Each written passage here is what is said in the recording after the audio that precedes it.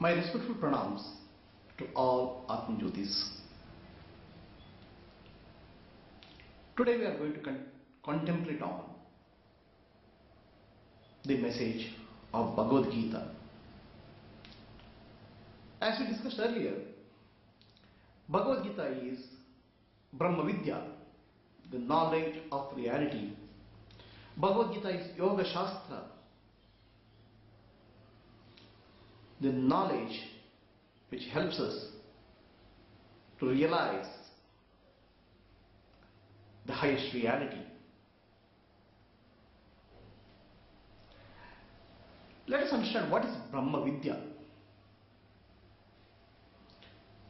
Brahma Vidya is knowledge of the reality of this universe. Everybody, all scientists are trying to understand the laws of the nature of the universe. Laws which govern the nature of the universe. What we consider as matter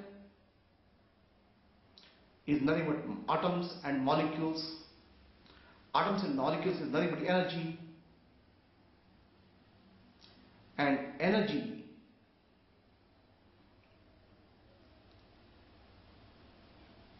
appears as matter when there is an observer.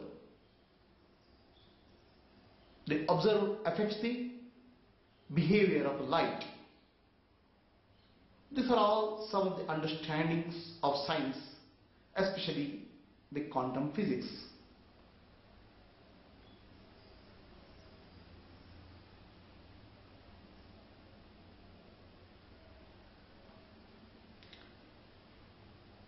The science searches for the objective truth, whereas the Brahma Vidya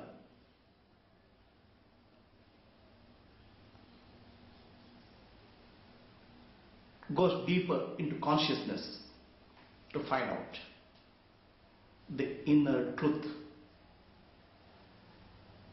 the subjective element, looks at the subjective element and tries to discover the truth.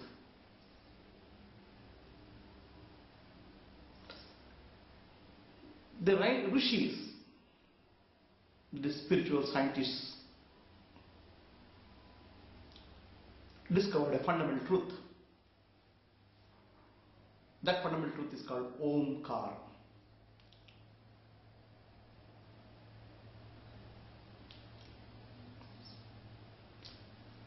They said Om describes the essential reality, the reality of the universe.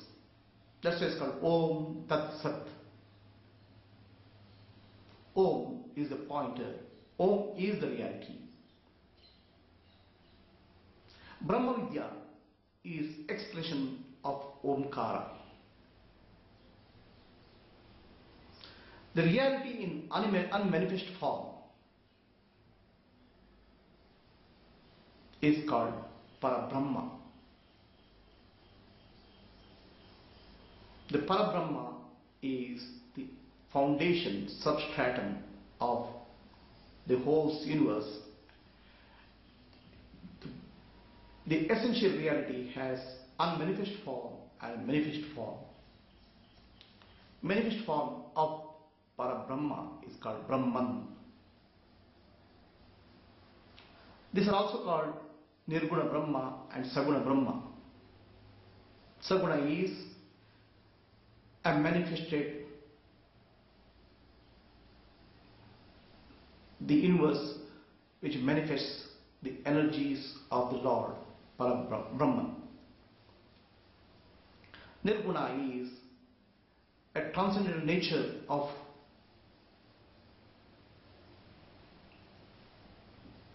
the reality which is beyond the manifested world. So reality is of two types. One is manifest and other is unmanifest. One is immanent and other is transcendent. Omkara in its essential form represents this whole spectrum of reality. If you look at Om, the Om is very sacred sound, irrespective of all religions. The Om is considered as the sacred sound in all the religions of the world. Om is pronounced differently depending on the culture, but Om itself is sacred for Hindus, Sikhs, Jains, Buddhists. It is pronounced as Amen in Christianity and Amin in Islam.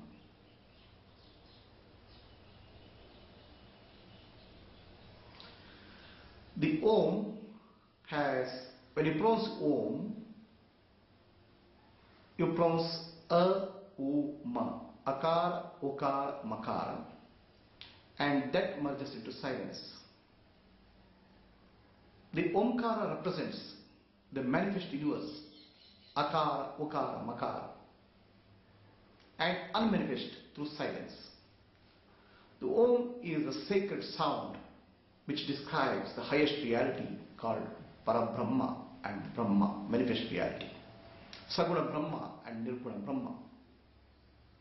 That's why Om Tat Sat. If you look at three sounds in Omkara, A, U, Ma, these are three primary sounds. When you pronounce them, A, U, Ma, there's no need for the tongue. All other alphabets require usage of the tongue. These are like three primary colors of a television screen. Red,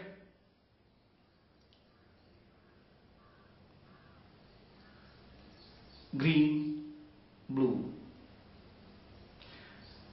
Nowadays we can get a television set which gives millions and millions of beautiful color combinations in high resolution.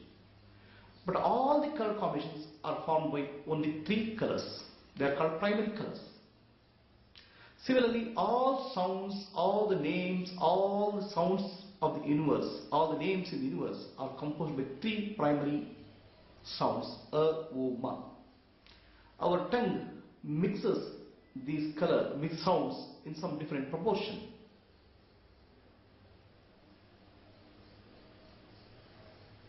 If you have to produce ka, it's a combination, various combination of the three primary sounds A, U, Ma. And tongue is used to mix them in proper proportion. It's similar to the color combinations produced by a television set by mixing the three primary colors. In other words, every object, every name, every sound in the universe is representation of these three primary sounds, A, U, Ma. What is universe? Is nothing but a name given to a form. A name is a sound. The primary sound is A, U, Ma. So everything in the universe is designated by Omkara. And the manifest form of the universe is the manifest energy of the Lord, and that is called Saguna Brahma, and Omkara represents the Saguna Brahma. The silence beyond the Omkara represents the Nirguna Brahma, unmanifest form, the transcendental form of the Lord. So Bhagavad Gita is an explanation of Om Tat Sat, Om, which represents the highest reality. Bhagavad Gita is also Yoga Shastra. It is not about highest reality, it is about you and me. It's about Arjunas of the world.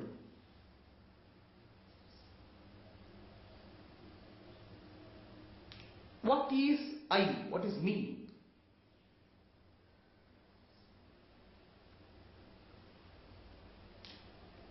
And how this me is related to higher reality is called Yoga Shastra. Yoga means union, to become one, joining. What are we trying to join? There is something in me which is not changing, unchanging.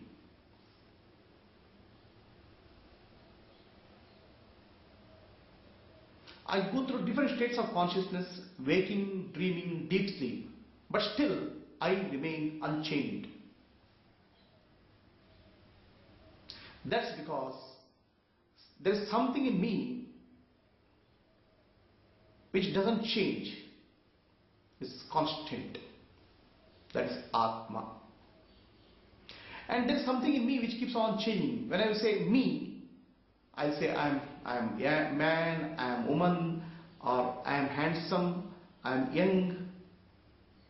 That me associates so many attributes of me, like body, mind and intellect. And this is called ego. So if you look at me, myself, I have a me which is changing, which is called ego. Supporting changing, there is something unchanging, that's called the self, Atman.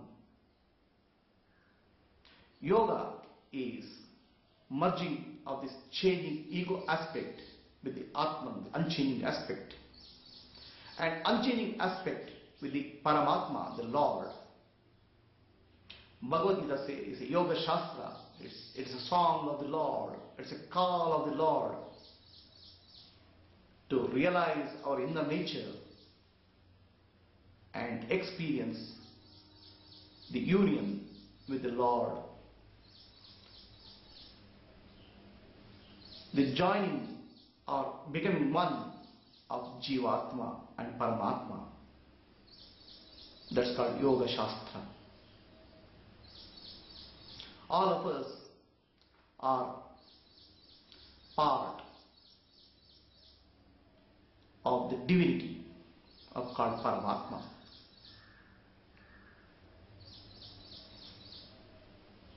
And deep inside, all of us are one. Bhagavad Gita's message is of oneness, of unity amongst the perception what we have of diversity. Deep inside, all of us, all human beings, all animals, all living, non-living beings are one. They come from the one source. And this understanding, this experience of oneness frees us from the mental disturbances, mental turmoil which we go through in the world where we encounter diversity, conflict. The mind becomes deeply silent. We experience deepest tranquility. We become free from turmoil, turbulence of the world. Bhagavad Gita brings this message essentially. It essentially is a communication to Arjuna by Sri Krishna. It is not just a communication to Arjuna by Sri Krishna, it's a communication to myself, yourself, who is represented by Arjuna, and Lord Krishna, who is representing the Paramatma, the inner self. The message of Bhagavad Gita is union, Yoga Shastra, experience the oneness with the reality is the message of Bhagavad Gita. That's why it's Yoga Shastra. Bhagavad Gita is Brahma Vidya because it's an explanation of the primordial sound, the sacred sound, Omkara, Om Tat Sat. By imbibing the message of Bhagavad Gita, by understanding the message of Bhagavad Gita, by applying the Bhagavad Gita message in our life, we become free from all the turmoils and attain liberation from the mental disturbances, the conflicts which arises because of our interaction in the world. We attain a deep peace and bliss. Bhagavad Gita, being essential message of Upanishad, it elaborates on the message of Upanishad, Tat Tvam Asi, you are that. Tvam is me. Tvam is Arjuna, who is representative for us. Tvam is me, you. Whatever you think you are, the ego, the Atman, Tat is the Paramatman, the highest reality. Asi is the union, oneness of these two. The first 6 chapters of Bhagavad Gita deals with Tvam. It gives explanation of me, explanation of you. Next 6 chapter of Bhagavad Gita gives explanation of the Tat, the highest principle, the Brahman, the Parabrahman. Asi describes the union, the oneness. The essential message of Bhagavad Gita is Tat Tvam Asi, that you are, that thou art. You are one with the highest divine principle. It's a call, it's a song of the Lord. It's a message of the Lord. It's a call of the Lord, calling us back to the source, back to where we belong. The Paramatma, the union of Paramatma, Jivatma and ego. To experience the oneness of this whole creation,